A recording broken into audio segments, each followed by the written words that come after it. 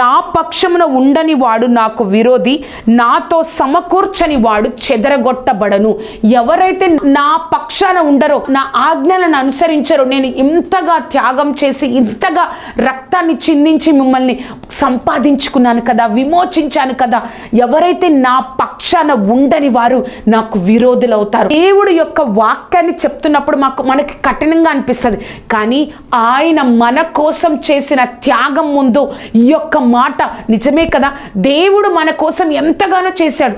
ఆయనతో మనం ఉంటేనే మనకి రక్షణ, ఆయనతో మనకుంటేనే ఈ లోకంలో ఆనందం, సమాధానం, నిత్య జీవం అని నువ్వు ఎప్పుడైతే గ్రహిస్తావో ఆయనతో కలిసి ఉంటావు.